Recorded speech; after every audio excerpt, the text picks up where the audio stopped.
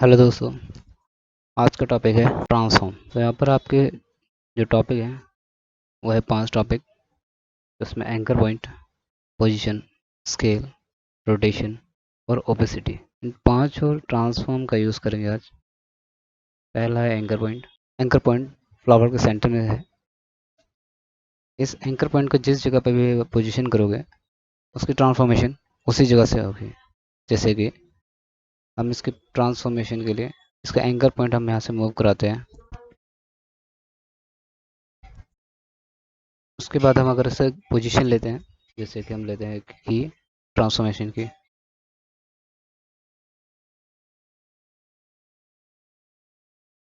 और जैसे हम पोजीशन करते हैं तो इसके एंकर पॉइंट के साथ ही ये मूव होगा। जिस जगह पर इसका एंकर पॉइंट होगा ये वहीं से मूव करेगा। अब यहाँ पर मैंने की दे दी है पोजीशन की। इसकी टाइमलाइन को हम पीछे करते हैं। ये हमारी टाइमलाइन है जिसमें हमें वैल्यू दे रखी है कितने टाइम तक की हमने वैल्यू ली है, यानी कि हमने 6 मिनट की टाइमलाइन ली है। जैसे हम प्ले करेंगे इसका एंकर पॉइंट हमें यहाँ से मूव होगा और ऑब्जेक्ट यहाँ से मूव होगा, यानी ये एंकर पॉइंट के हिसाब से मूव करेगा। अगर हम इसे रोटेशन देते हैं और हम यहाँ से की हटाते हैं पोजीशन की, और एंकर पॉइंट हमारा यहाँ पर है और ऑब्जेक्ट हमारा यहाँ पर है, और आगे हम बढ़ाते हैं और हम रोटेशन देते हैं 360 डिग्री। तो जहाँ से एंकर पॉइंट है वो वहीं से मूव करेगा। अगर सेंटर में होगा तो सेंटर से रोटेट करेगा। जैसे कि हम यहाँ से की हटा देते हैं और इसका एंकर पॉइंट हम मूव कराते हैं सेंटर में। इसके सेंटर में इसके एंकर पॉइंट को सेंटर में लाने के लिए ऑब्जेक्ट के इस पे हम डबल क्लिक करेंगे, जिसका नाम है anchor point pan behind. Double click, जो कि इसके एकदम सेंटर में आ जाएगा। जैसे ही हम रोटेशन देते हैं और आगे मूव कराते हैं टाइमलाइन को, और हम देते हैं 360 डिग्री, एक चक्कर लगेगा पूरा इसका।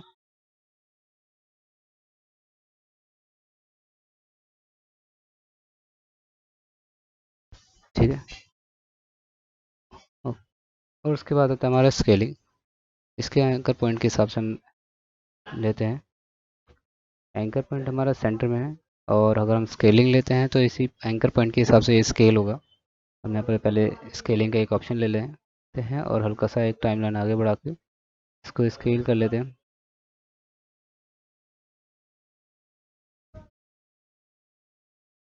जिस जगह पे इसका एंकर पॉइंट है उसी जगह से ये स्केल हो रहा है।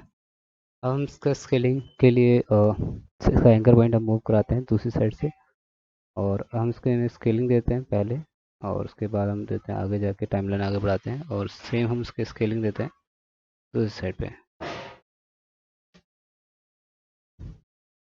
स्केल हो रहा है बट ये मूव होते हुए, यानी इसका एंकर पॉइंट सब्जेक्ट का वो अलग है ऑब्जेक्ट से, और एंकर पॉइंट हमारा सब्जेक्ट से अलग है बिल्कुल, जिसकी वजह से स्केल हो रहा है इसके दूरी की वजह से। उसके बाद आता है हमारा ओपेसिटी।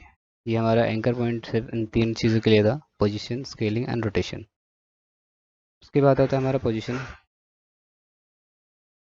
हम यहाँ पर एक की लगाते हैं जिसका हमारा एंकर पॉइंट हम ले लेते हैं काफ़ी दूर इससे थोड़ा सा, और हम इसको देते हैं मूव करा के सिंपल, और इसको पोजीशन देते हैं यहाँ या फिर यहाँ। हम इसे कहीं भी मूव करा सकते हैं जैसे हम चाहें,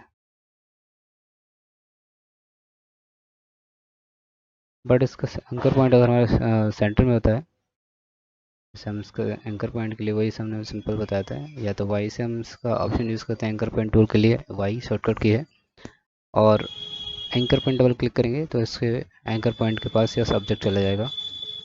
उसके बाद हम पोजीशन लेते हैं और नॉर्मल हम टाइमलाइन आगे बढ़ाते हैं और पोजीशन लेते हैं। तो जहाँ पर एंकर पॉइंट होगा ये वहीं से मूव करेगा सिंपल।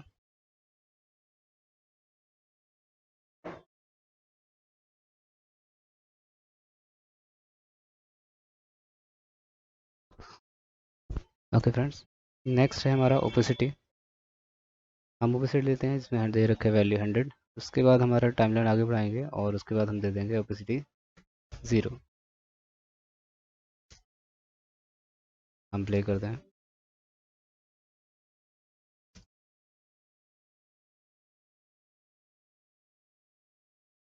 ओके फ्रेंड्स, उसके बाद हमारा नेक्स्ट हम एक सिंपल एक इसमें एनिमेशन देते हैं। सारे ट्रांसफॉर्म का यूज़ करेंगे।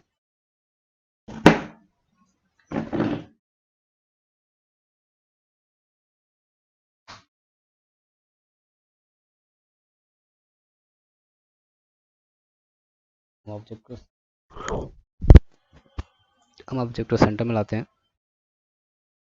उसके बाद हम पहले देते हैं स्केल, रोटेशन और ओपेसिटी। हम 3 चीज़ों का यूज़ करेंगे।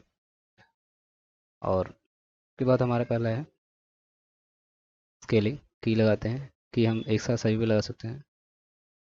पहले हम देते हैं वैल्यू 0 और उसके बाद हमारा आता है स्केलिंग, ओपेसिटी और रोटेशन। टाइमलाइन को थोड़ा आगे बढ़ा लेते हैं।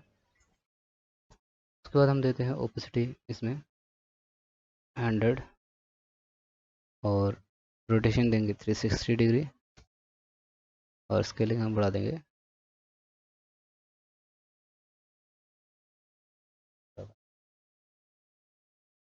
प्ले करते हैं। ये हमारा सिंपल एनिमेशन है जो कि हमने 4 ट्रांसफॉर्म की मदद से इसका एनिमेशन दिया है। एंकर पॉइंट, स्केल, रोटेशन और ओपेसिटी।